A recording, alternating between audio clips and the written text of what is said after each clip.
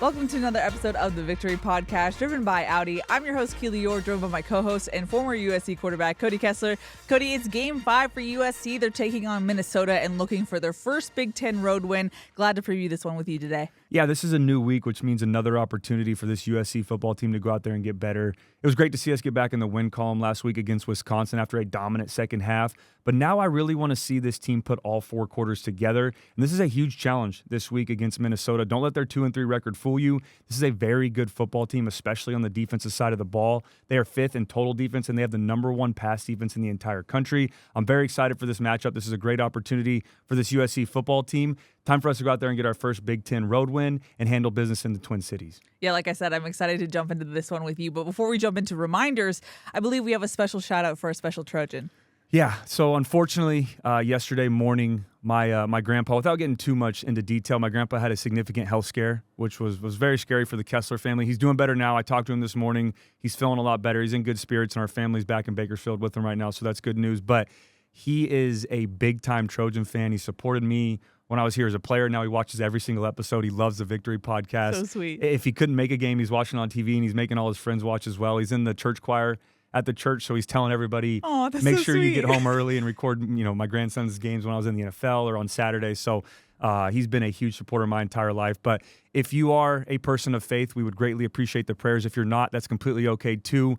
But either way, if you guys can, and I'm so proud of the Trojan family, and that's why I don't mind asking about this. But if you guys can, like I said, he watches every episode. He reads the comments. We're trying to lift his spirits a little bit while he's in the hospital. But if you can leave just a nice message, maybe get well soon, or hey, we're thinking of you. His name is Joel, but if you want to call him Papa, that's completely fine. My friends, my old teammates, everyone's Papa. Everyone knows him as Papa. But like I said, it was a pretty scary health scare, and Keely was amazing. She said, hey, if you need to take time away and go be with your family, it's fine. But I know my papa would come down here and kick my butt if I missed the episode, A, because he wants me to go out and do what I love and be able to do this episode for everyone, but B, he's already focused on the game this week, and so he needs his preview episode, of course, about what to look for on Saturday against Minnesota. And like I said, I called him this morning, was in good spirits. He's with my mom. But if you guys could do that, please, that would mean the world to me and the Trojan family, or to my family, just with how well the Trojan family is. And you guys have embraced me since I got here in 2011, and that truly extends beyond this show and to everyone that's a former Trojan. So that would mean the world of us if you can leave a comment, please. And Papa, I love you. We're thinking of you, and we will talk to you soon. Well, I mean, it goes without saying that here at the Victory Podcast, we love the Kessler family and you, Cody, for your professionalism. Like you said, you still wanted to podcast, and I appreciate it, even though it was not necessary. So we thank you for all your efforts. Yeah, I'm going to blame him for that one too, because if I wouldn't have came to the episode, or if I would have rushed home, he would have been more upset at me, because that's just the type of person he is, right? I know we all have grandparents or parents or people in our lives who something goes wrong with them, and their first concern is how's everybody else going to react, right? Yeah. So his first concern was, how are my grandkids okay? Are they okay? Like, let them know I'm fine. So he's a very selfless person. He's been a huge part of my life, my career. He's always supported me. So, and again, he does not want me to allow this, put a damper on the episode. So this is a positive thing. He's doing well. Like I said, I spoke to him this morning. So it was great to hear his voice. And he was already asking, how's your episode going? You guys driving down there? I was in the car down here. So again, love you, Papa. If you guys can leave a message, he loves reading the comments, maybe where you're from or what class you were as a Trojan, or if you've always been a Trojan fan, he loves that. He's been a history teacher for 50 plus years. So he's a big fan of that. But again, fight on, guys. Thank you so much if you can do that. And it'll mean the world to me and the Kessler family. Alrighty, well, let's get the show on the road for your grandpa, Cody. Before we dive into it, let's get some reminders. Be sure to subscribe wherever you get your podcasts. Also, if you ever want to get your voice heard, be sure to look out for a tweet or a question box on either Twitter or Instagram. Our socials are VictoryPod USC. And like I've been saying at the start of this season, you can also send us a text. If you're listening to the audio version, you can look in the description and it says send us a text. We've been getting those texts, Cody, but just a PSA, put your name in the text just because it only shows me the last four digits of your number, which is crazy. So if you ever want to get your voice heard, that way you can do that. We actually have 2 questions from our texting stream, Cody. So excited to get into it there. But that's all I have for reminders. Take it away, Cody. Yeah, I'm going to start with Minnesota's coaching staff. And like I mentioned, and that'll be kind of the narrative of this episode, is they are 2-3, but that is not the entire story of this football team. This is a very good team that could easily be 4-1 right now, right? They had a couple close losses, but their head coach is PJ Fleck, 8th season as a head coach at Minnesota. He has 12 years of head coaching experience overall. He has a head coaching record of 80 wins and 56 losses in his career with a 50-34 record at Minnesota. Now, excluding 2020, because that was a COVID year, they only had 7 games. Yeah. He has led Minnesota to 9+ wins in 3 of the last 4 years, including 11 wins in 2019, where Fleck was also named Big Ten Coach of the Year. However, they did take a step back last year. They went 6-7 in 2023, but he has the Golden Gophers off to a 2-3 start this season. Now, they have wins against Rhode Island and Nevada. Their 3 losses are against North Carolina, Iowa, and Michigan, but those games were very close, right? They lose to North Carolina by 2. Could be 3-2. And then they lose to Michigan by 3. And remind you, they missed a kick in that game, and now they go down there, they're down 3, and they miss, or they get an onside kick back. And this is the new rule that just got implemented because which is crazy. If you watch it back too, and I don't want to get off track here, but if you watch it back, it was a clean onside kick. They should have gotten that football and had a chance to go down and win. Now, I know they could have thrown a pick or had a fumble the very next play, or who says they go down and score? Anything could have happened, but they got that opportunity taken away from them. So they could have been 4-1 right now with a win at the Big House against a very good Michigan football team. Wow.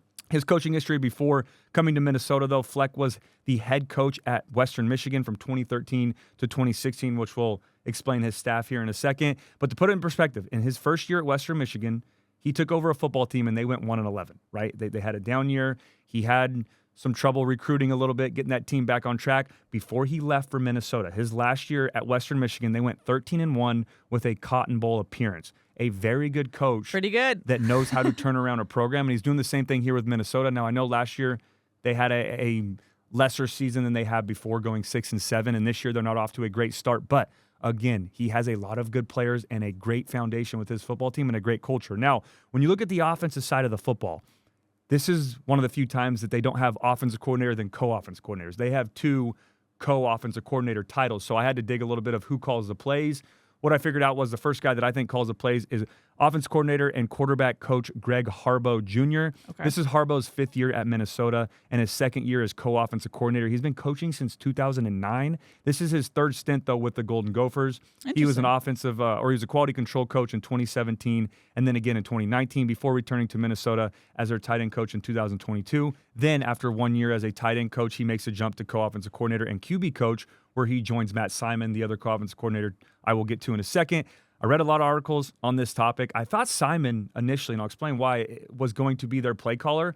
But after reading some of these articles from last year, this year, and hearing what PJ Fleck spoke about his football team, it sounds like Greg Harbaugh Jr. is actually their play callers on Saturday. Now, they do a lot of joint game planning that they've talked about. But again, Harbaugh is the one calling the plays. The other co-offensive coordinator and wide receivers coach is Matt Simon. This is Simon's 8th year at Minnesota and 5th as an offensive coordinator or co-offensive coordinator. He's been coaching since 2010. Simon has been with Fleck since 2014 when he coached wide receivers at Western Michigan before coming to Minnesota with Fleck in 2017. And like I mentioned, it was very interesting because Simon has all of that time with PJ Fleck, and he's also been a co-offensive coordinator for 5 years. So after their previous offensive coordinator leaves for Rutgers, it made sense that Simon would take over, but they now have Harbaugh jump up and they become co-offense coordinators, but it sounds like Harbaugh is calling the offense. Now, when you look at the defensive side of the football, this is probably going to be my favorite explanation of a defensive coordinator this entire year, and I'll explain why in a second, because if you've listened to this episode before, you'll understand what I'm talking about. But their defensive coordinator is Corey Heatherman. First year as DC for the Golden Gophers. He has been coaching since 2006. Now, this is why it's my favorite part. It is very interesting, though, because he started out as an offensive coach and was even an offensive coordinator for a couple years when he coached overseas, right? He coached in a couple football leagues overseas. But the reason for this, because he was actually a former quarterback in college. Remember how I always said that if I became a coordinator one day, I felt like I would initially be able to call a defense better than an offense because of how much time you spend watching a defense, studying a defense, learning about their mannerisms, what they do day in and day out, all these different, Wink Martindale defenses or Danton Lynn or Mike McDonald's. So this is proof of that, right? So I feel a little proud of myself saying that. Yeah, it's Heatherman's first year as a DC with the Golden Gophers, but he's been a defensive coach since 2009, right? So it was a short stint as an offensive coordinator coach, then jumped straight to the defensive side of the ball. Before coming to Minnesota, he was the DC for Maine from 2016 to 2018. And before that, he was defensive coordinator at James Madison University from 2019 to 2021. And then the last 2 years, he was a Rutgers linebacker coach before coming over and being the defensive coordinator for the Golden Gophers. Alrighty, well, let's look at Minnesota's offense. What do their stats tell you through 5 games? Yeah, they've been struggling a little bit on the offensive side of the ball. As dominant as their defense has been, like we mentioned in the intro, the offense has been a little opposite of that, and I think that's really affected their record so far this year. With scoring offense, they've struggled to put some points on the board, only 26 points per game, which is 88th in college football. Total offense, only averaging 327 yards per game, which is 108th. Passing offense, they excel more in this category. They have a very good quarterback in Max Brosmer, and we'll talk about him in a second. They're averaging 225 yards per game through the air, which is 73rd, and then their rushing offense is really where they've struggled to get things going. They haven't been able to be two-dimensional like they want to be on offense. They only have 100 yards per game, which is 114th in college football. And then third down, they have excelled a little bit in this category, and mainly because they use a ton of pre-snap movement. Okay. And then they'll amp that up on third down. If you're playing man-to-man, you have to be ready to bump it off or to know where to rotate. They do a good job of confusing you there, and they have a 43% conversion rate on third down. Alrighty, well, you kind of teased one of their key players. What have you seen from their quarterback? Yeah, he is my first red dot player of the week. Quarterback Max Brosmer, 6'2", 225-pound senior. He's a transfer from the University of New Hampshire. 102 for 154 on the year, which is a 66% completion percentage through 5 games. He's already over the 1,000-yard mark. He has 1,094 yards, 6 touchdowns, but he does have 4 interceptions. Okay. He will turn the football over. He's very good in the pocket when it is clean, when he can go through progression. But when you get pressure on him, he will force some throws. He has 1 rushing touchdown on the year, but he's not known to hurt you with his feet.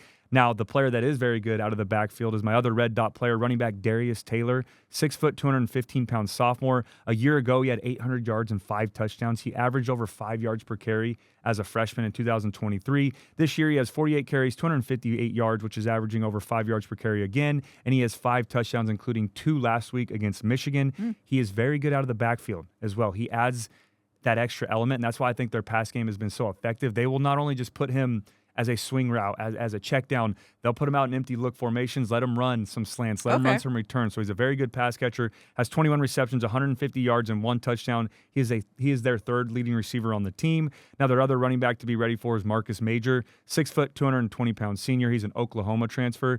42 carries, 168 yards, and 2 touchdowns. He also has 10 receptions for 74 yards. Now, my third red dot player is their go-to wide receiver, Daniel Jackson, 6', 195-pound senior, a very good football player, very effective on the edge. He can hurt you with speed. He's also a great possession receiver, uses his physicality to his advantage. He leads the team in both receptions and yards, 28 receptions, 326 yards, and 1 touchdown. Now, there are 2 other pass catchers to pay attention to. The first one's a wide receiver, Elijah Spencer, 6'2", 200-pound senior. He has 18 catches for 220 and 1 touchdown. And then their home run hitter, their big-time playmakers, wide receiver Lemeke Brockington, 6', 195-pound junior. Now, again, only 7 receptions, but that's for 132 yards. He is averaging over 19 yards per catch. And over his 3 years at Minnesota, he's never averaged less than 14 yards per catch. So he's a big-time explosive playmaker. Yeah, he is their home run hitter, right? You kind of have those identities on the offense of this is our pass-catching receiver, this is our home run, like Zachariah Branch. Can take it the distance at any time. Jacoby Lane, Deuce Robinson, our big body, red zone threat, possession guys. They do a good job there. Kyron Hudson's kind of a mixture of both. So it's good to have those different playmakers on offense. And then my last, not red dot, but other area or position group to pay attention to is their offensive line. They have one of, if not the best left tackles in the Big Ten, and Ariante Ursary, 6'6", 330-pound senior, most likely will be a first-round pick if he stays healthy. They have 2 good guards in Cooper and Carroll, but outside of that, this is an area for our defense that we need to get after. They've given up some sacks this year, and like I said, if you collapse the pocket, Brosmer will give you some opportunities with some interceptions. Now, the way you describe Brockington, it seems like he would be a red dot player, but did he not deserve that honor because of the 7 receptions? There you go. Yeah, he's just it's tough to put as a red dot, a game plan against him type player. Now, the part that I was hesitant with was because of how much explosive plays we've given up over the last 2 games, especially last week on that double move to Wisconsin to start out the football game, right? That home run hit through the air for their first touchdown of the game. So that's where I was like, do I make a 4th red dot player this week, or do I give it to Daniel Jackson, who is their go-to guy, right? And when they're in the pass game, he has 10 more catches than anyone. He has over 100 yards more than the next leading receiver. So they do want to find Jackson in the pass game. He is a very dominant player. I don't know if you saw the catch a week ago. Did you see the highlight tape catch? I'll show you after when we get off air. I'm sure other fans have seen it, where he caught it against Michigan, where he's not even looking. He gets hit, and the ball, it's like a glitch in the Matrix. Like the ball bounces off, lands in his hands as he's turned around.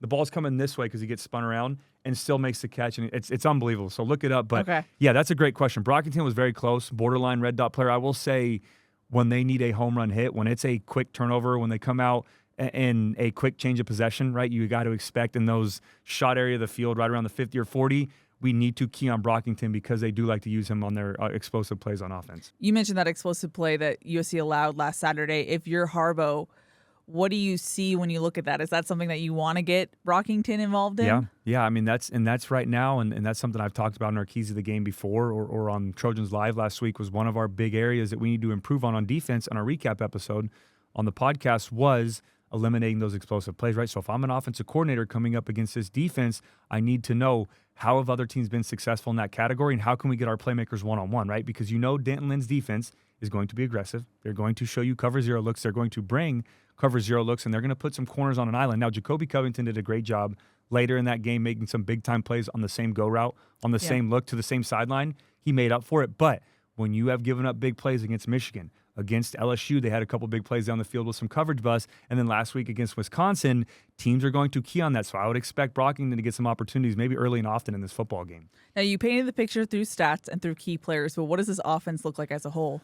Yeah, this is an offense that has the capability of being very good. They have the playmakers on that side of the football. They've just struggled to put it all together, right? They have a good quarterback in Max Brosmer. They have two very good receivers, three receivers that are capable of making big-time plays. They have a good group of backs.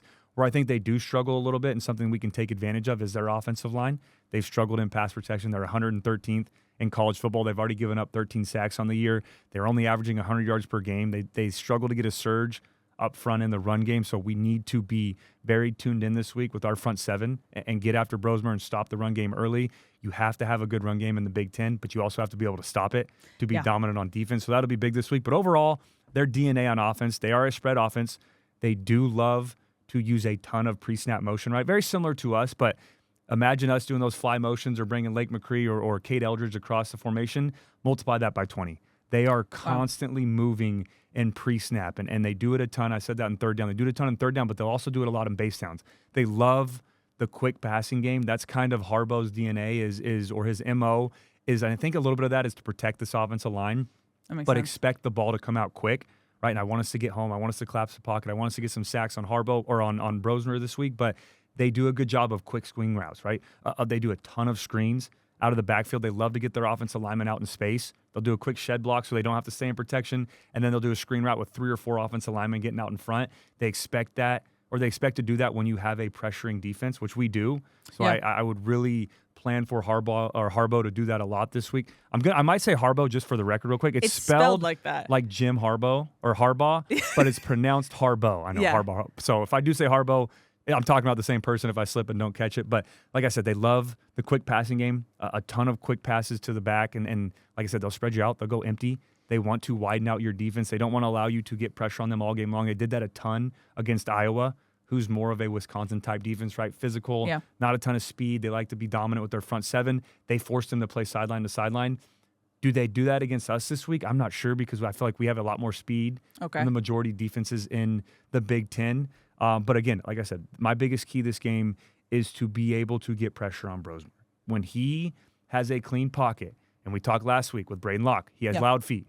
Brosmer's a veteran quarterback. He does not have that. He is very good in the pocket. Quiet feet, goes through his progression. He'll make a full a field read. He'll start 1 over here, 2, 3, 4, if he has the time to do that. If he doesn't, there's a couple times against Iowa, he threw 2 interceptions.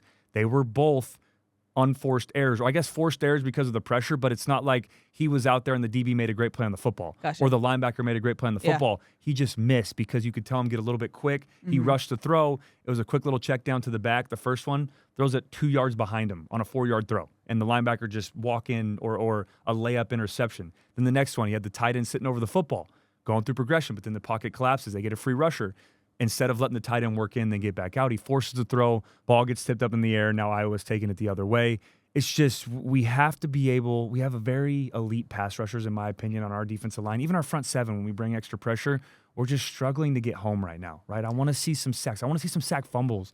Let's force some turnovers with our defensive line and beating the left tackle off the line of scrimmage. Now, again, I know they have a first-round pick in Eure out there at left tackle, but what better challenge for an Anthony Lucas? What better challenge for Jameel Muhammad to go up against one of the best left tackles and show that you can dominate? Or if we want to put some of our better pass rushers on the right side, right, and take advantage of a decent right tackle, but they're lesser of the two, and bring some more pressure on that side. We just have to get home this week and force some of that. And then the biggest thing, something we've been a lot better of, and if this was last year, maybe 2 years ago, I would have been a little bit more concerned, or Cody concern meter would have been a little bit higher. But when they get the ball out quick, or those quick pitch plays, or those quick swing, quick screens, they force you to tackle in space. They want to put your defensive backs or your linebackers on an island where they have to tackle in space one-on-one.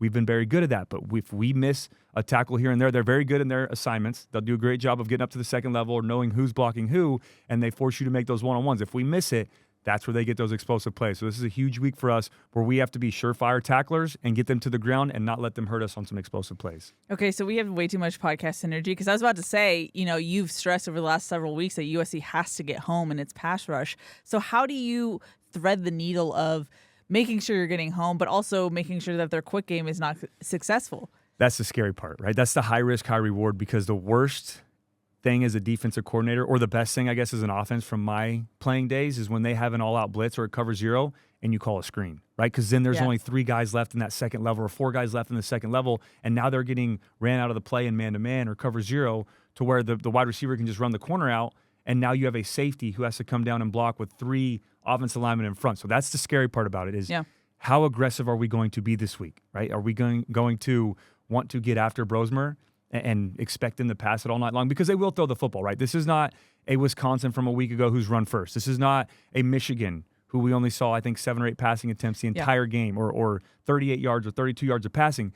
They will lean heavily on the pass game. They want to throw it first. They'll add in the run game. They're right around 50-50. I think they're like 52% pass and 48% run. Okay. So it's a very balanced attack, but it's tough because those numbers get skewed in today's stat sheets, because a sack counts as a rush attempt, right? Which I hate, but yeah. It's a lot different. I think I think 35 of those were, not 35, I'm sorry, 13 of those were sacks, and he only had 35 carries overall. So that changed the numbers a little bit. But overall, they're a balanced attack, but they want to lean more heavily on the pass game. They just have to let their offensive line allow them to do that.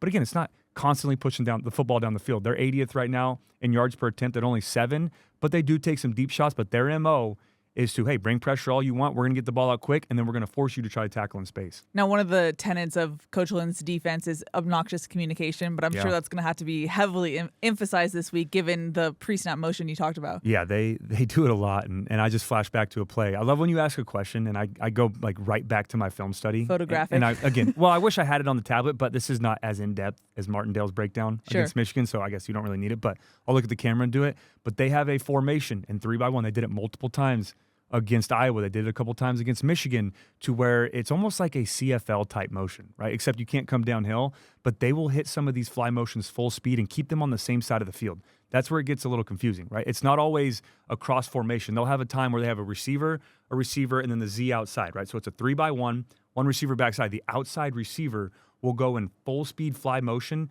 back towards the center, and instead of getting to the tackle or getting cross formation, they'll snap it, and then he'll push up and run a quick slant route, or he'll run a crosser route. Or they did it multiple times where he's coming full speed snap, looking like he's going across, stop, and then break back out.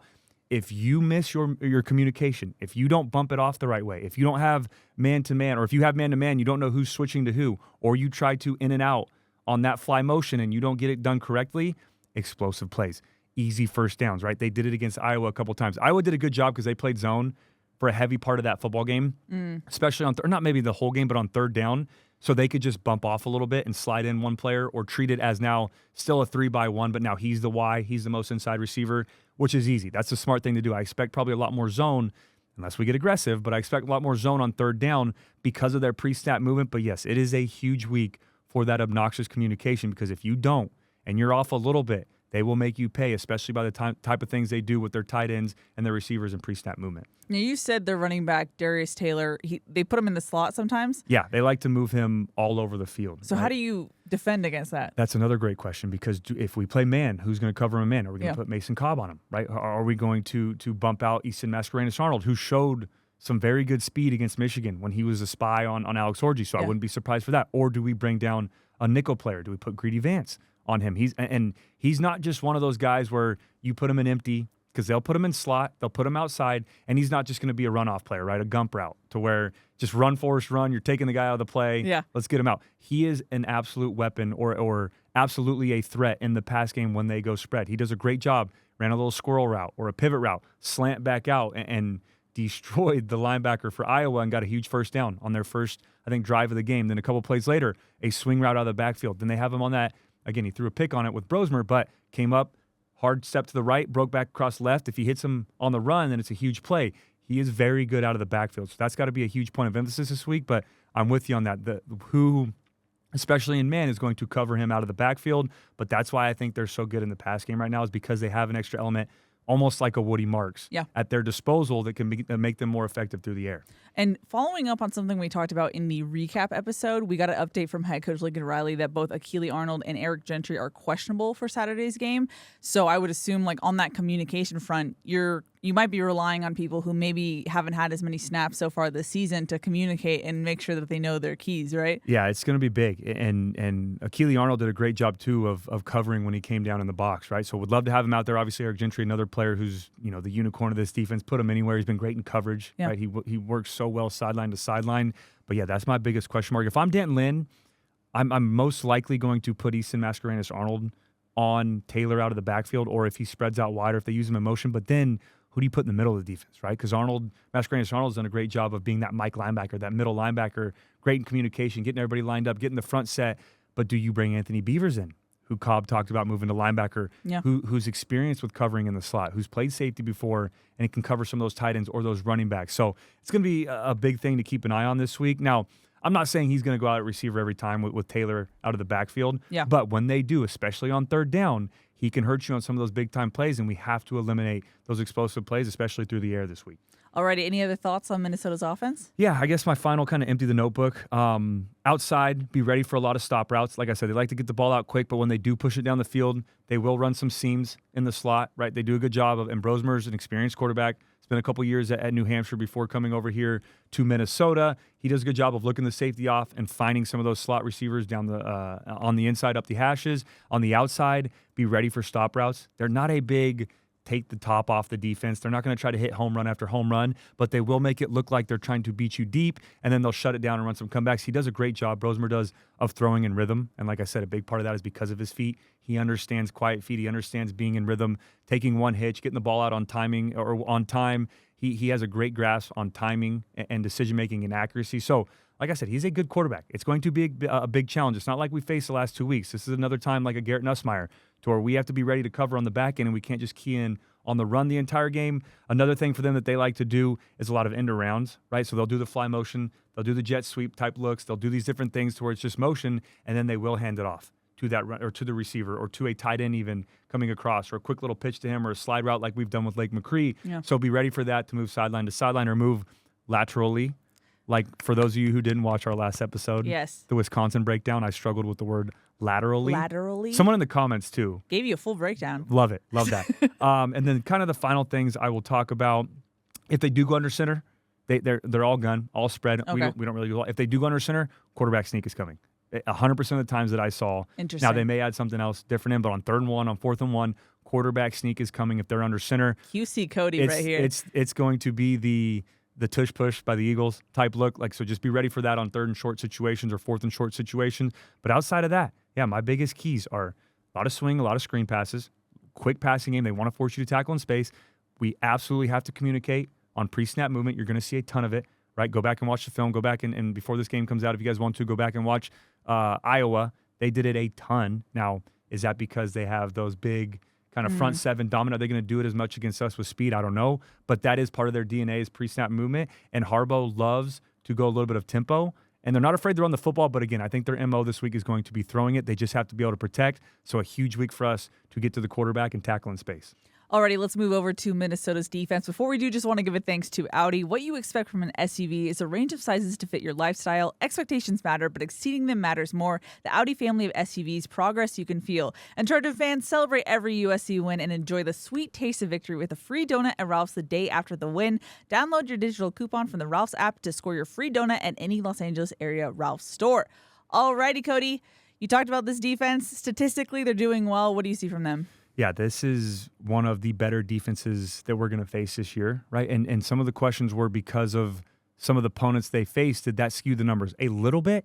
But this is still a very good defense, right? And the stats, they back that up. Their scoring defense right now, they're only giving up 15 points per game, which is 22nd in college football. Total defense, they're holding their opponents to 226 yards per game, which is 5th in all of college football. Passing defense, they are phenomenal. They're the only team in the country right now holding their opponents under 100 yards per game. Wow. They're giving up 96 yards per game, which is 1st in college football. Now, I know you may say they played Michigan. Yeah. They played Iowa, both run-heavy football teams, but Michigan and Iowa tried to throw the football. They were all over it. They did a great job of coverage. They did a great job of making Orji uncomfortable, making Cade McNamara, Iowa, uncomfortable. They always had players around the football in the pass game. So that, yes, it skewed the numbers a little bit, but that doesn't tell the entire story. Rushing defense, right around average. I think this is a part this game or an area of this game on offense we can take advantage of, especially now having Miller have that little zone read aspect to him. I'd love to see him slide this week, unless we're going for a touchdown, putting your body on the line. But if it's 3rd and short and you get the first, let's get down and eliminate some of those hits. But they're 61st in college football, giving up 130 yards per game. And they've been decent on 3rd down, right around the middle of the pack, allowing their opponents to a 41% conversion rate on 3rd down. Well, looking over to their key players, who are we looking at on Minnesota's defense? Yeah, I have 4 red dot players. Actually, I had 5 red dot players. Now, I say that because, and this is probably going to be the longest list of players I've had. I'm looking at this for the first time right now. Yeah. This is a long key players list, and there's different color highlights than usual. Well, one of them is because he's injured, but I had to mention him because he's a great player on their defense. But yeah, I have 5 red dot players.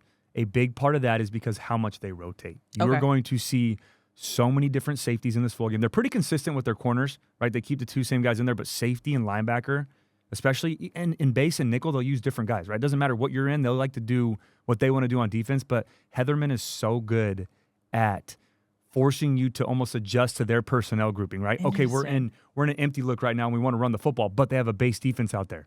Shoot. And they have a very good linebacker who I'll talk about in a second who makes it difficult because his name's Jack Henderson. He plays nickel, but he's also the size of a linebacker. So it's tough to account for him. So overall, we'll start. I'm getting a little ahead of myself here, but we're going to start with our 2 linebackers. The first one is my red dot player, linebacker Maverick Baranowski, 6'2", what a name. 230-pound sophomore. I know. I thought that was Maverick. a great linebacker name. Oh, yeah. He leads the team with 36 tackles, has 1 pass defense, and he's combined on a sack for the year. Has 2 games already with double-digit tackles, and then another one with 9 tackles, always around the football. He is their kind of spark on the offensive side of the football, that hoorah guy that you see make a big play and he's jumping up. Everyone's patting him on the helmet. The other linebacker is very good as well. Cody Lindenberg, 6'3", 240-pound senior. Another red dot player that I have for this week, 35 tackles, 1 sack, and 2 pass defense. They will mix it up, but they do like to go a lot of 3-4. They're going to be their 2 interior linebackers for majority of the game, whether it's, like I said, a base look, whether it's nickel. They're going to be in the box majority of the football game, and they come downhill very quickly, and they do a great job of getting the backfield. Now, their safety, borderline red dot player. Okay. He is a very good football player. His name's Kerry Brown, 5'10", 190-pound freshman, 30 tackles, 1 pass defense, 2 interceptions. Like I said, a very good player for a freshman. Not a lot of experience, but he makes up for it by his instincts. You can tell that he's played a lot of football in his life, even at the high school level. Very instinctive, always around the football, does a great job of knowing how to make a play on the ball in the air. But also, again, 30 tackles already on the year, so he does a great job of coming downhill. Like I talked about Zion Branch a week ago, understands angles, just a very good football player, got to know where he's at all times. Another safety to keep an eye on is Coleman Bryson, 6'2", 215-pound sophomore, 13 tackles, 1 pass defense. The other safety they use too, and you're going to hear me say other safety, other linebacker, other defensive end. They use a ton of guys on their defense. The other safety is Aiden Gausby. He is a 6 foot, 190-pound sophomore, 6 tackles, and 1 interception. Now, my other red dot player, and probably the biggest red dot, I guess, or the brightest red dot of the week is their defensive end, Jaw Joyner. Okay. He is a 6'5", 265-pound senior. He is an elite pass rusher off of the edge. Very good. He can beat you with speed. He can beat you with power. Very good spin moves. We have to be very tuned in this week at our tackles with Mason Murphy and Elijah Page. We are going to have to help this week on Jaw Joyner with a running back, with a tight end. Very good player. Had 7.5 sacks a year ago, 19 tackles, 1.5 sacks already this year, has 1 forced fumble, has 2 pass defense, does a great job of getting his hand up and getting some tip throws if he doesn't get home. Their other defensive end, Danny Strigow or Strigow, and I hope I pronounced it right. I said both, so hopefully one of them is right, Sure. But he's another very good pass rusher, 6'5", 255-pound senior, 22 tackles, 1.5 sacks. This is going to be a huge challenge this week for both of our tackles. It doesn't matter if it's Joyner or if it's Strigow on either side. They are 2 very good, very elite pass rushers.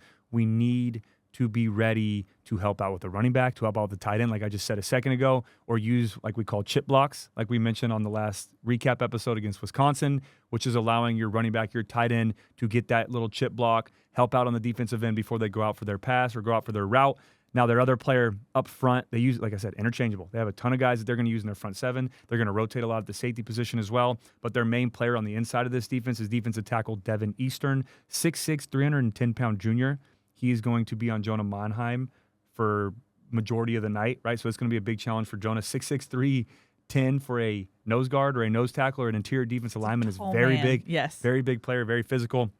10 tackles, 1 sack, and then 1 forced fumble on the year. Now, their other cornerback, who I put as the next red dot player, a very good player, Ethan Robinson, 6 foot, 190-pound senior, 19 tackles, 3 pass defense, and 2 interceptions already this year. He is always around the football, and he is a sticky cover guy, like Dion said before, like we've used. He's very sticky in coverage, which is difficult to create separation and find advantages there. Now, he's not quite a Will Johnson, right? I don't think we have to throw away from him, but Miller Moss just has to have that timer in his head to know I've got to get the ball a little bit quicker. I've got to beat him with a little more arm strength or a little better timing this week because he has great makeup speed to make a play on the football. Very good cover corner, and I think he's their best corner on the field right now. The other corner they have is another good player, Zaquan Bryan, 5'10", 190-pound freshman, who's kind of emerged this year, and that's because their main corner, Justin Wally, probably one of the better cornerbacks in all of the Big Ten, even college football, is out this year. He had a knee injury earlier on this season, but they brought this freshman in, and Bryan, 15 tackles, 4 pass defense, does a good job of getting his hand on the football, and he stepped up big time with Wally out. Now my last player, my last red dot guy of the week, and I think this is a record. They have 5 now on this defense, or offense or defense. I don't know if we've ever had 5. I'm sure we have, but this is, like I said, they rotate a ton of guys, but this player right here is kind of their do-it-all. I have him at nickelback, but he also plays linebacker and base. He's going to play a little safety. He's going to move around all over the field. His name's Jack Henderson, 6'2", 215-pound senior. He has 15 tackles, 1.5 sacks, 1 fumble recovery, 1 interception. He also has a defensive touchdown this year. He is all over the place. He led the team in tackles in 2023 for the Golden Gophers. We need to know where he's at all times on this field. And again, a lot of good players on this Minnesota defense. That's like a defensive EGOT, if you will. Like a sack, an interception, a touchdown. Fumble recovery. Yeah. Already has 15 tackles. A touchdown. It's just, he's all over the place. But I felt something, and I try to be very hesitant with giving out red dot players or game plan players. Yeah. But these guys all absolutely deserved it this week, and you probably could have used more with how much they rotate. And I'm telling you, their defense is so aggressive, and they play so fast because they keep fresh bodies on the field. Okay. Right? And Heatherman does a great job of, as soon as a guy looks like he's a little tired or he sent him on a blitz, you're coming out and I have a good player coming right back in. And we're just going to keep interchangeable, and we're going to keep putting guys out there, and we're going to keep up with these fast-paced offenses. Interesting. So if you're Coach Riley, how do you plan against this defense? The first thing and most important is pressure. We have to handle pressure, right? You're not going to see as many confusing looks as Martindale as Lynn, but they are going to bring pressure, and he's going to be aggressive all night long. This is probably the most aggressive defense we're going to face so far this year. Okay. Right? Because think back to Martindale, the breakdown. Think back to even Lynn. They will bring those all-out cover zero looks, but a lot of it is just window dressing. We're going to show you overload. We're going to show you all this stuff, and then we're going to get out. He doesn't show you a whole lot of window dressing. He just brings pressure. We're doing it. We're coming. We're doing it. Try to stop us. When you struggle with your offensive line, we're going to amp that up, right? They got very aggressive against Alex Orji, who's not a big passer, but they know they wanted to stop the run. They got very aggressive against Cade McNamara at Iowa. Now, those are 2 run-heavy teams, so did that influence that a little bit? Will they be as aggressive against us? I'd like to think no, but I think they will because of how much Miller's gotten hit this year and how much we've struggled a little bit in pass protection, especially on the edges, right? You have Strigow and Joyner, 2 very good pass rushers, and then you have, a good player on the interior. So my most important thing this week is pass protection. We have to be locked in. We have to be great in communication. Opposite of what we do, they're not going to do a ton of overload looks, but they will go, and it's funky. It's a funky look. They'll go a head-up nose tackle, very wide, with their interior defensive linemen. They'll widen them out almost in a base look, but then they'll bring 6 guys off of that, right? So you only see 3 guys on the line of scrimmage, but then they'll bring 2 linebackers and a safety as well. They will bring corner pressure. They did it multiple times into the boundary against Iowa. They got home a couple times too. Iowa was not ready for it. Our running backs, Woody Marks, Quentin Joyner, Jackson, Peterson, be ready for that, right? You always have to have your eyes on a swivel. I'm working the will linebacker out. After that, I have to look for everyone else. Be ready for a corner. Be ready for a safety. This is going to be, in my opinion, the most aggressive defense we face this year. We have to be great in communication, and we're on the road between Miller Moss, Jonah Monheim, and the rest of this offensive line. You know the phrase, like, this is just what the doctor ordered? It's the inverse of that this week, I feel like, given what we've seen from USC's offensive line still trying to figure it out. How do you game plan for this if you're Coach Henson? Yeah, I think the most important thing this week for both Henson and Riley with their game planning is just use a little quick game, right? We can get the ball out a little bit quicker, especially early on in the football game, because as a pass rusher, if you're using quick game, and Minnesota does this on the opposing side of the football, you're using quick game, you're getting the ball out quick, those defensive ends, those pass rushers, they get frustrated because before they can even get in their first move or they can get home, you're getting the ball out quick, right? When you have that 1-second release, 2-second release, you're not allowing the pass rush to get home. So I'd like to see a lot of quick game. We got to get the run game going, right? Number one in pass defense, but they struggle in run defense, right in the middle of the pack at 60th in college football. But we've got to be two-dimensional this week. How do we take some of that pressure off of us? Get the run game going, right? Force them to slow down a little bit. Force them to have to read sideline to sideline. Get Woody Marks on the edge instead of them just coming downhill over and over. Get a couple of those swing passes or screen passes to get them on the edge. Force them to tackle in space, right? Something they like to do on their offense. Force them to do that. Work sideline to sideline because they do have speed. More so than we've seen at Michigan and at Wisconsin. They do have good players in their secondary, but again, they're linebackers.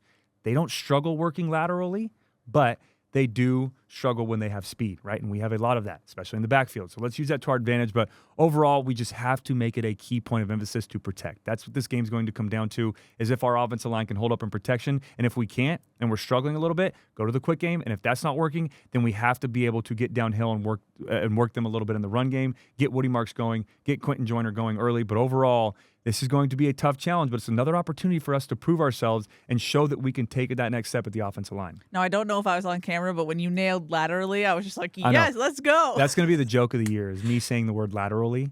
Someone else made a joke, too. I think I messed up the word presume or presumably. Or I think you didn't know one of the words I said. Listen, I am such a football junkie nerd that everyone has when their I get areas going, of expertise. When I get going, my English struggles a little bit, so I apologize. I guess my pronunciation. That's another big word there. Pronunciation? Pronunciation, huh?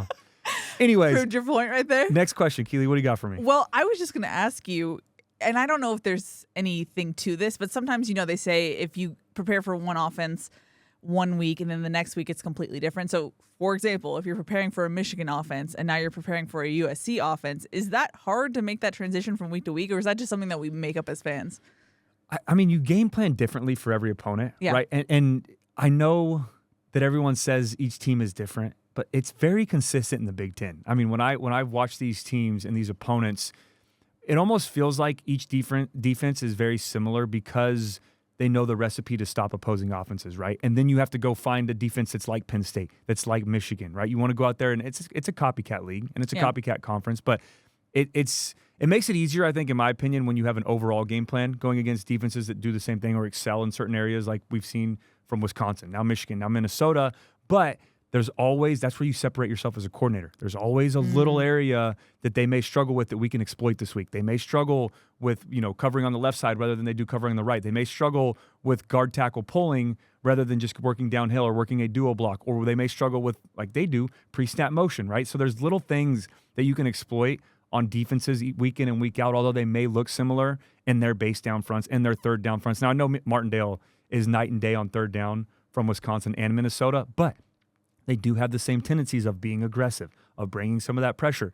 Although the funkiness may be different or the exotic look may be different on third down from Minnesota as opposed to Michigan, they still have things where you have to have your antenna up and be ready and have it on your radar that they will bring corner cat. They will sometimes show you a look over here. Now, it won't be an overload, but they'll show you a linebacker to the left and then bring a safety to the right. So you have to be ready for that. But yeah, it's again, you game plan each week for your opponent. It's going to change, but not a whole lot when you play similar defenses. But again, you got to find where you can exploit this defense last week, or you're going to watch tape from what they struggle with. They're going to make it a point of emphasis to fix that. Now let's find another area that we can exploit them because they're so focused on something else. So it is. I always say chess match, but it really is that. It's so many games within a game each week, and you may think it's games on the field between players, but it's even more on the outside, on the sidelines against coordinators. I already know the answer to this, but any other thoughts on Minnesota's defense before we move on?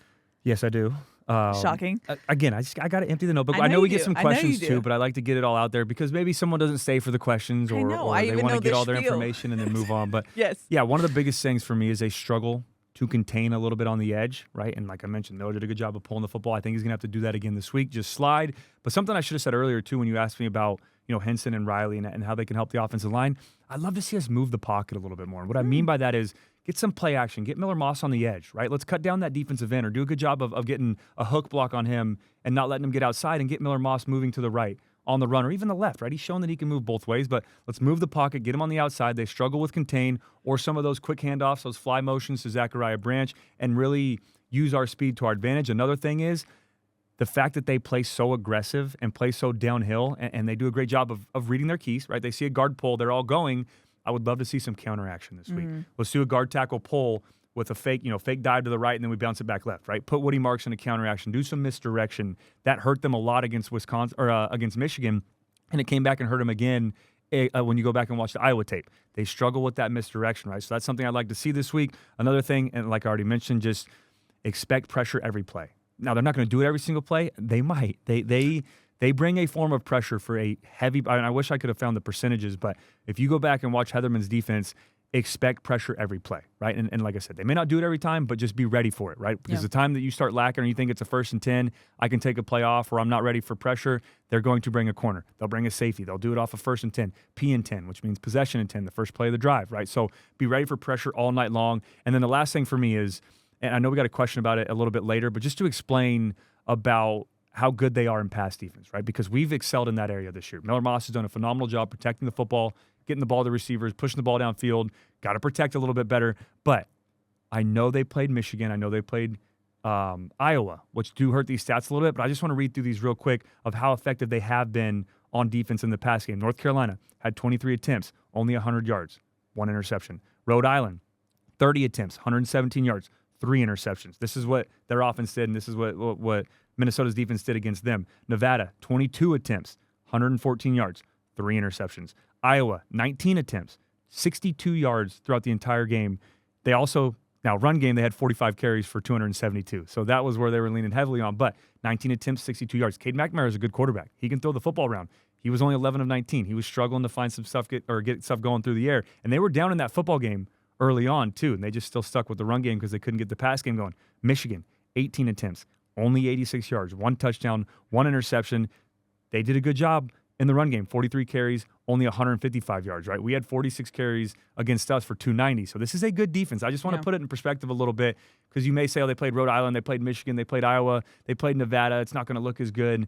That is not true. They do a great job of covering, and they do a great job of pressuring and controlling the line of scrimmage. They have 1 touchdown and 8 interceptions through the air. Their opponents do this year in 2024, and they are 6th in the entire country with interceptions. So very good football team. I wanted to put a little bit more in perspective. And then overall, the last thing for me, just a couple key reminders. Be ready for bear front, which means they're going to go 5 down linemen or make it look like it's a 5 down lineman where you go head up, 2 guys head up on your guards, head up on the tackles. I expect that this week and you're going to get man-to-man on the outside, but I expect that because that gives you a bunch of one-on-one opportunities on defense, and they want to do that, probably expose our tackles a little bit or force our tackles to be on an island by themselves. That's why we have to help out. And then the last thing, they do struggle to tackle, right? So we need to use our speed, use our athleticism, make some moves in open space. Against North Carolina, they gave up 20 missed tackles in that football game as a team. So that's kind of my last point. So that's my final thing. I know we got some questions, so we'll probably talk a little bit more, but this is not a game this week on both sides of the football, especially on their defense, that we cannot overlook them. We have to be ready to go because if we do not start fast, they will get after us up front and they will put some pressure on Miller and the rest of this offense. Okay, well, let's look at the game as a whole. It's time for the USC Pharmacy prescription to win, the keys to the game for USC against Minnesota.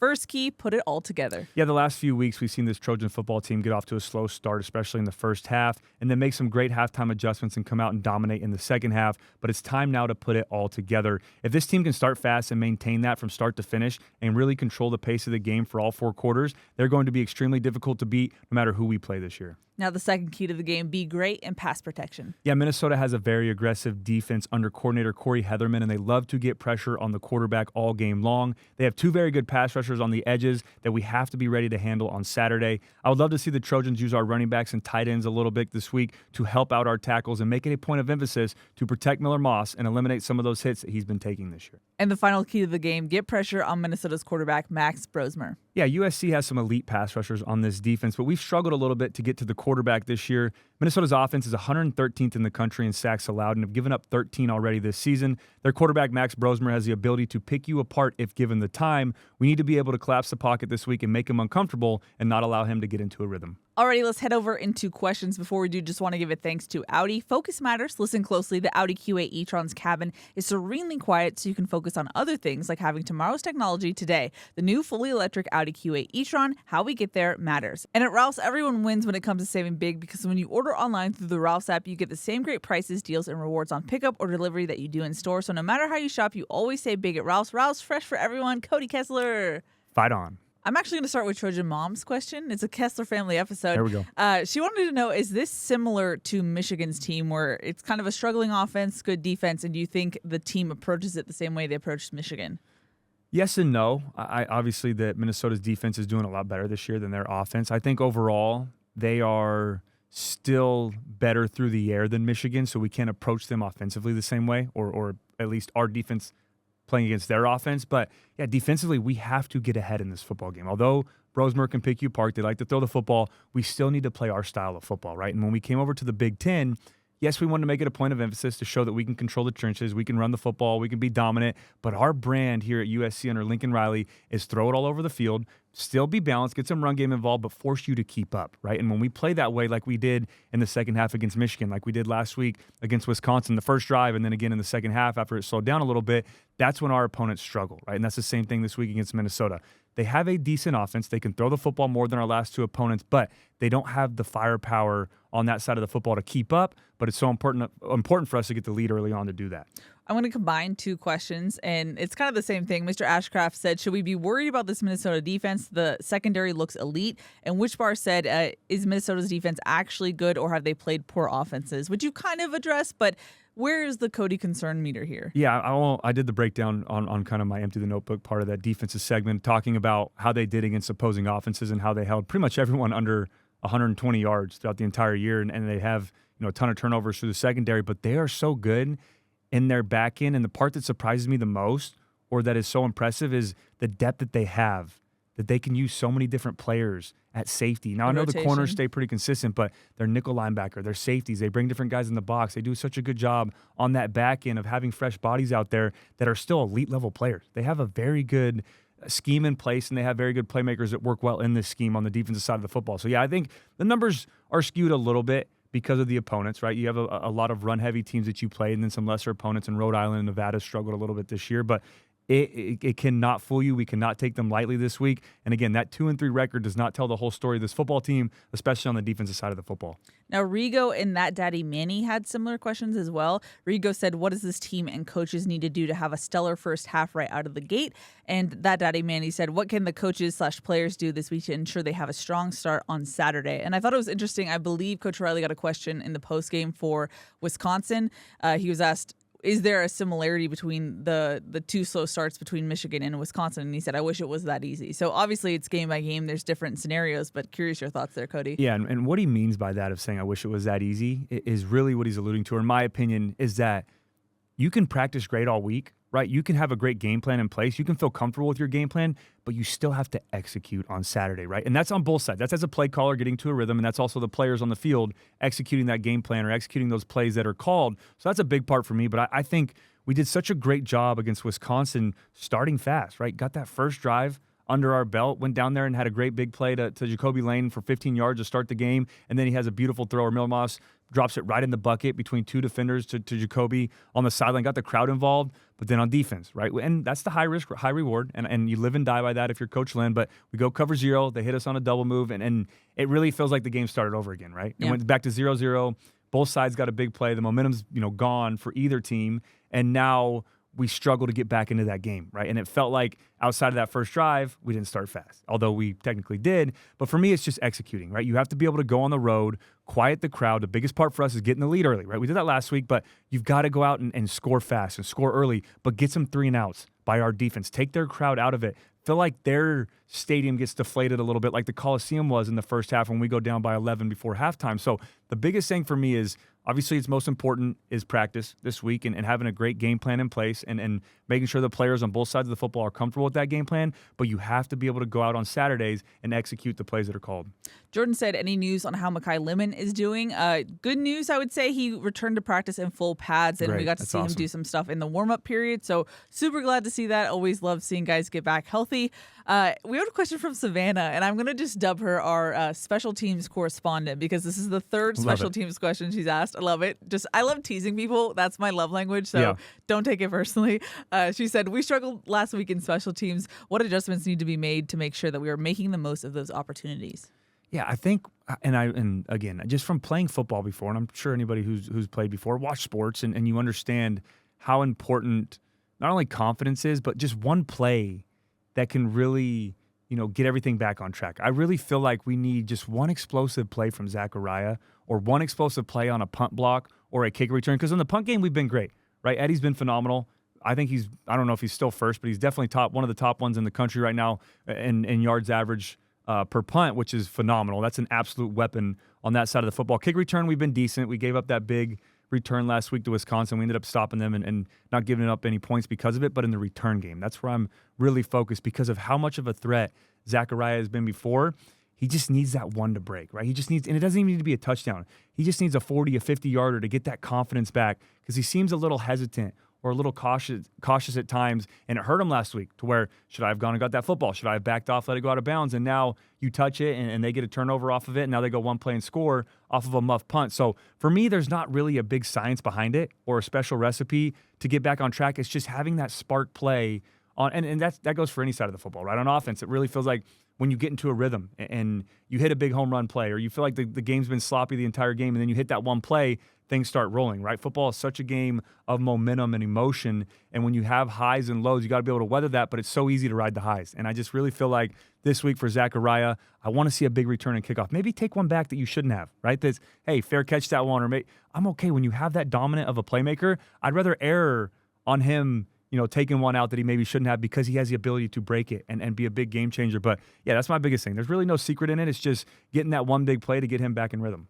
Now, Jen said in a cheeky statement, if you will, she put the preface, I'm a Hawkeye, daughter of a Trojan. If Iowa can beat the Gophers with their offense, ... So that was her little comment about the matchup this week.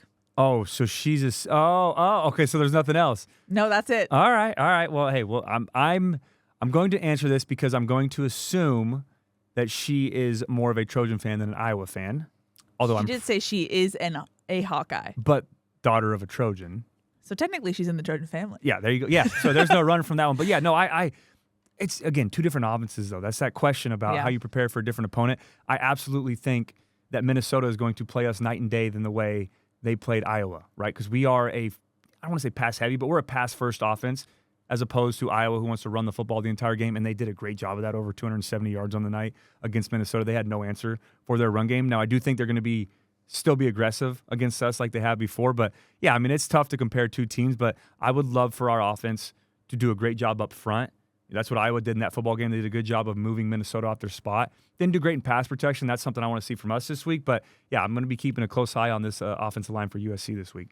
Bush Push 55 said, which Big Ten stadium do each of you wish you could play in? I'm torn. Well, I played in Ohio State. I didn't play a game, but when I was with the Browns my rookie year, we did a scrimmage. Okay. And we go to Columbus to do that. Fun. So that was pretty cool at the Horseshoe. So that was awesome. It wasn't as packed as it would be for Ohio State game. But outside of that, I just watching the atmosphere at Michigan. I think Michigan would be my answer, just to play a game in the big house. I was pretty jealous a couple of weeks ago that they got to play in that one. I wish you could have gone. I know. Made the trip. Hey, they need me and Sua here. We're so important here at ESPN LA. Remember, we got to holding down the fort. Yeah, we got to hold the fort down while you guys are gone. For sure. Well, speaking of Sua, we actually got a question from Texas Trojan who said, I love y'all's podcast. Have y'all considered adding Sua to the cast. I love Cody's takes on offense because he was a quarterback at SC in the next level. It would be awesome to have his takes on the podcast and give his takes on defense. No disrespect to Cody or Keely. Now, Texas Trojan, we have a long history with Sua in this podcast. You make it sound bad. Well, he literally called me out at the spring game last year. You guys are beefing a little bit. That's fine. It's all love. It's a friendly beef. Yes, so long is. Story short, I love Sua, one of my best friends. We hang out all the time, talk to him all the time, golf together, live together here at USC. Keely is very... Look, this is what I'm going to say. I'll let you speak for yourself. One of the games this season, I came down to the field, and you and Sua are staring me down, No. and you go, there she is. And I I'm called like, you. Yeah, I this did is say there she is. terrifying. So then I walk up, and so Sua and I have another conversation, friendly conversation about me coming on the podcast, or him coming on the podcast. And I say, Sua, if you tone down the antics a little bit. Not going to happen. The man put on Paul Feinbaum's ear during the pregame show. Like, at Sua, he knows the qualifications. Yeah, we're tame here on the Victory Podcast. I love him to death, but he absolutely is. But you got to have that sometimes, right? No, you know what? But if you want Sua, I promise he's on the Trojan Tailgate show. Call in on the recap show with him and Jason Schwartz. He is uncensored on those episodes. So if you want the full Sua reaction, make sure you check out those. But yeah, we'll see. I will talk to him. If I can get him to promise to tone it down a little bit, we'll have him on the show. But again, he's so great at that. Yeah, it's so tough to take that away from. TBD on that. We'll see. Steven said, Cody, what does a road game look like for you from practice to travel? And did you sit in a certain section of the plane out of superstition? Yeah, so practice week was the same, right? I mean, except for maybe the sound at practice. They follow you around those speakers and play those loud noises, the crowd sound. Mm-hmm. When we would play Oregon State, they'd play the chainsaw, like the beaver sound that they would do, or the chainsaw on third down. So if you were playing an opponent that had something unique, they would play that on the speaker. But normally it's just crowd sound that follows you around to mimic that crowd noise the best they can. Practice schedule-wise, though, it's pretty much the same except for travel day, right? You normally travel the day before game, which is on a Friday. Normally have a walkthrough practice in the morning, get on the plane, travel, get there, then it's meetings all night in the hotel room. You have your own section. Normally it's the business area where they have those, help me out here, what's the word I'm looking for? Lobby? No, not the lobby. What's the... like the conference room. Conference room, yes, there yes, you go. yes. Yeah, there's another word I forgot. But the conference room area, they'll split up into offense, defense, just like you would, kind of mimic your own facilities here. And then it's wake up and it's game day, right? You do a little walkthrough in the morning and you get some breakfast, get locked in, and it's ready to go. But yeah, it's pretty crazy, I guess, home to away. But even home games, you go to the hotel and you make sure you're there on Friday night. Now, we used to, when we traveled to the Midwest or across the country, we would go on Thursday to make sure we can get acclimated to the time. But I don't think they've been doing that. They've been going on Friday, try to keep it a day there. But I can only imagine how rough the travel back is. It's not that bad. It's the leaving early in the morning that's rough for me. So you don't mind getting home late? You don't like the leaving early? We don't get home as late as we did in the Pac-12 so far. Really? Yeah. I'm home. Well, this week, though, it's a 4:30 kick. Yeah, we'll actually see about that. And now you're probably going to get home like 5 a.m. You just jinxed it. I know. Well, Steven asked about my travel as well. And the only thing I'll provide, I do travel with the team. And there was, for the Vegas game, we went straight from the plane to the hotel. And like sometimes half of the team goes to do walkthrough or whatever. But the hotel we went to was so convoluted that I was just following all the players. You didn't know where to go. Literally, I followed them into the meeting room and I went, nope, that's not my job. And then I turned around. Oh, funny part, not about that. Back to the question, kind of about that. Yes. The original question, though, and I forgot to answer that. Yes, I sat on the same exact spot on the bus. Of course you did. And the same exact spot on the plane. Of course you did. Same row, same number, same bus number. Every single away game. But what if something bad happened in the game? Then do you change it? No, you can't change it. Then what's the superstition? Because it's not superstitious. I just like consistency. I'm serious. No, trust me, you don't have to tell me that. I am a perfectionist to the fullest, right? I have to do the same process, do the same thing, win or lose, whatever it may be. So it's not superstitious. It's just I like to be on a schedule. I like consistency, maybe because I was a quarterback. And like I said, I would over-prepare. Yeah, it's probably just a me thing, but... Yeah, I still do it today, and I don't even play quarterback anymore. So, yeah, camera it's angles, on me. everything. Yeah, there you go. Creature of habit. Joe H. said, if SC makes the playoffs, will Cody commit to a playoff beard? Oh, no. Playoff mustache? Yes. Can we get the playoff mustache back? That's what I'm talking about. Everyone, well, we're torn. So you can bring back whatever you want to. Yeah, that's true. But I wore a beard, or I wore a beard. I had a beard like the last 2 years, pretty much. Yeah, that's true. Yeah. We've been doing this show. I shaved it this offseason. Finally, but it didn't shave it completely. It went to a mustache. Then people complained about the mustache. Some people loved it. Then we got negative comments. Then I wore a hat. But don't let them dictate your mustache. Then people wanted the hat off, so I got a haircut. Then, I do get the professionalism of it, of, looking presentable on camera, not wearing a hat covering my eyes. People want to see your face. You want to be able to listen, or if you do watch, to see them while they talk. The mustache, though. There are a lot of broadcasters out there that have a mustache. I was a big fan of it. My wife was 50-50. Some days she liked it. Some days she was ready for it to be gone. But so I guess we're going to ask my wife. Whatever she's feeling, I'll leave it up to her. What she says goes. So that's the best way. Happy wife, happy life. She's super awesome, super laid back. She doesn't carry the way. She's our unofficial third member of the show. Yeah, there you go. We have a comment/question from RM, and it's based off of the conversation you and I had at the end of Sunday's podcast. Cody, they say, I have to take exception to calling out the fans. Yes, we can be louder, I agree, but where I take exception is everybody wants an SEC-type atmosphere, but there's no place to tailgate, no place to park, and no place to create any type of atmosphere. You park and walk straight into the game. I have been a season ticket holder since '89, and up until a few years ago, we always tailgated. Any and all tailgate areas have now been taken away, not to mention 12:30 games suck. Just like the teams, the fans are a work in progress as well. Fight on. Yeah, that was and Deion Bailey was absolutely going off about this on Twitter. Man, it's a good argument though. Like prime time on the East Coast is not prime time on the West Coast, right? And the argument was 3:30 is the prime slot for CBS. And for those who don't know, we're talking about the Penn State game coming up. Yeah. Deion was a little frustrated, and I understand it because 12:30 at the Coliseum is not a prime time slot, right? I would like for us to be at 4:30 maybe, and then 7:30 on the East Coast. That's still plenty of time to stay up. If you're going to bed by 10 p.m. and you're not staying up and watching the game, then that's on you, right? I really feel like 4:30 and a 7:30, because they do that with some of the SEC games, right? You do that, or even a 3:30 kick and 6:30 on the East Coast. I'm completely fine with that, but I understand the argument, and then, I don't know the whole tailgate situation or how that works. I don't either, but it's definitely evolved. I've never got to tailgate, and even after playing, I've always kind of wanted to. No one's ever invited me to their tailgate, but it's a whole nother story. Well, RIP your inbox. Yeah, no, I'm kidding, but yeah, no, I'm fully on board with that. I do think we could be better in the Coliseum, filling up the seats, getting there early, even if it is an earlier kickoff. You'd like to see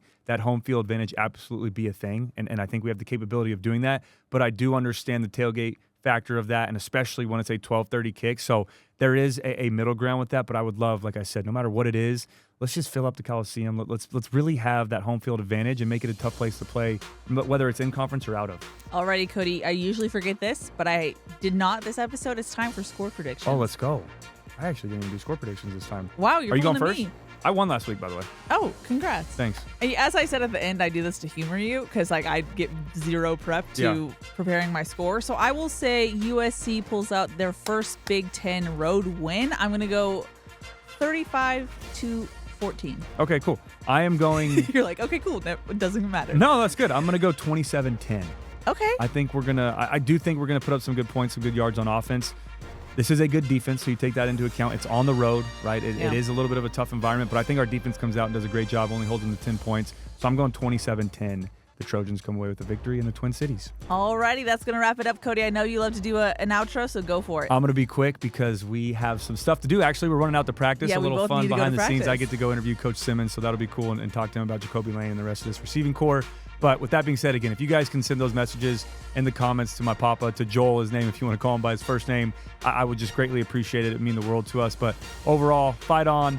Love you guys. Let's go get a win. First road win for USC football in the Big Ten, and we will speak to you on Sunday. I am out. Alrighty, that's going to wrap it up. Thanks so much for tuning in to today's episode. That's Cody. I'm Keely. We'll see y'all next time.